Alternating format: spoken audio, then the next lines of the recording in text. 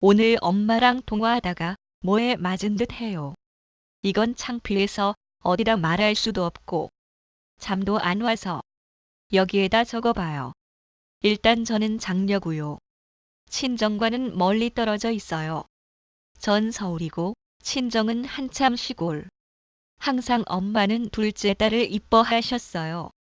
고모들이 예전에 제가 생각도 안 나는 어린 날 그린 그림을 보고 깜짝 놀라서 어머니를 혼내셨던 때가 있었대요. 어린애가 검은색 그림 어두운 그림만 그렸어요. 작은 딸은 물고 빨면서 큰 딸은 애가 어둡다고요. 고모님들이 많은 사랑 주셔서 그래도 밝게 자란 것 같아요. 고모뿐만이 아니라 사촌 오빠들도 엄마가 너무 차별해서 저를 더 챙겨줬다고 하더라고요. 이런 사실들은 잘 기억 안 나지만 유치원 시절 찍었던 사진 보면 정말 다 표정이 어두워요. 저만의 방법으로 엄마한테 인정받는 방법이 공부라 생각했고 그렇게 서울로 대학교를 오게 됐어요. 엄마는 옛날엔 어린 맛이라도 있지. 요즘엔 너무 커버려서 징그럽다는 말씀을 자주 하셨어요. 아버지는 항상 저에게 신뢰를 주시고 사랑해 주셨어요. 동생은 공부에 별 취미가 없어서 미용기술 배우다가 저보다 빨리 결혼했어요. 결혼하기 전까지 가출도 하고 부모님 속 많이 태웠죠. 끊임없이 남자가 있었지만 그래도 정상적이고 착한 사람 만나 결혼했어요. 엄마는 펑펑 우셨죠. 결혼식장에서 동생을 꼭 안아주면서 거의 넘어갈 듯 우셨어요. 바로 다음 해에 제가 결혼했죠. 모든 혼수집 제가 보고 결정하고 계약했어요. 동생은 식기부터 숟가락까지 엄마 손 안 댄 곳이 없었죠. 제부는 착했지만 가난했어서 자동차 면허 자격증을 저희 아빠가 대주셨어요. 엄마는 아니라고 하지만 집 사주신 것도 알아요. 엄마 아파트 10분 거리에 있는 아파트를 사줬어요. 신혼여행비는 아빠 퇴직금으로 보내주더라고요. 동생은 허니문 베이비여서 모든 수발 엄마가 들었어요. 집 청소, 애기 목욕 등등. 아침 7시 가서 저녁 9시 집에 오신대요. 저는 혼수 준비하라고 1,000만 원을 받았습니다. 그게 다예요.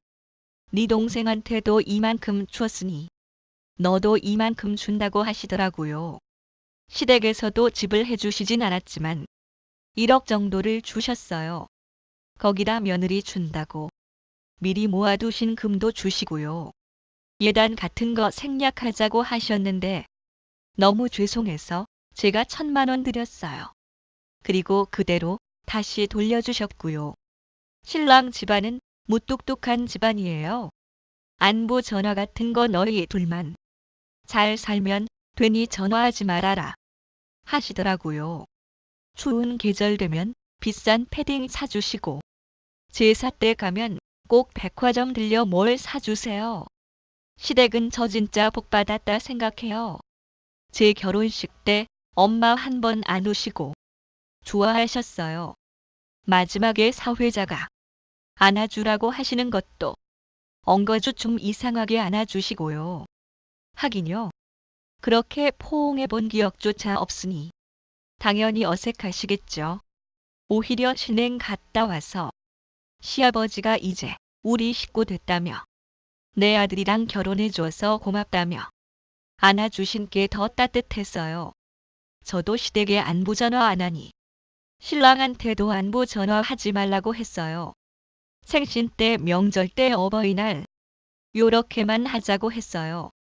저 처녀 때도 그렇게 했었고요. 그런데 동생아기 그니까 조카가 아프니 안부 전화하라는 둥. 일주일에 한 번 이상 안부 전화하라는 둥. 놀랍겠지만 저한테 하신 게 아니고 신랑한테 직접 전화해서 하신 이야기예요. 전 너무 놀랬죠. 그래서 제가 다시 전화해서 그런 이야기는 나한테 해달라고. 시어머니 나한테 절대 그런 이야기 안 하시고 전화도 나한테 안 한다 그랬더니 난 사위라 생각 안 하고 가족이기 때문에 말하는 거다라며 호통치시더라고요. 작은 사위 대릴 사위처럼 끼고 사시거든요. 작은 사위는 넉살이 좋고 사근사근해요. 엄마가 서울 올라오시니 매일 아침 저녁으로 전화드리더라고요. 처음 인사 갔을 때도 1년에 한 번 명품백 선물하라고 해서 너무나 창피했어요. 작은 사위는 애교로 살고 큰 사위는 물질적으로 받아야겠다고 제가 정색해서 딱 잘랐어요. 꿈도 꾸지 마시라고. 제가 너무 정색했더니 농담이라며 웃으시더라고요. 이번에 할머니가 돌아가셔서 엄마 아빠 동생은 아기 때문에 못 오고 작은 사위 데리고 왔어요. 엄마는 작은 사위를 끼고 다니고 밤에 찜질방에 데려가서 재우고 오더라고요. 저희 신랑은 제 옆에서 씻지도 못하고 저 위로하고요. 저는 할머니가 돌아가셔 정신이 없었어요. 제가 하염없이 우니 누가 보면 엄마 돌아가신 줄 알겠다고 하시고 싫어하시더라고요. 오랜만에 보는 식구들 앞에서 작은 사위가 먼저 들어와서 첫정이 무섭다고 이가 최고라고 자랑하고 다니시더라고요.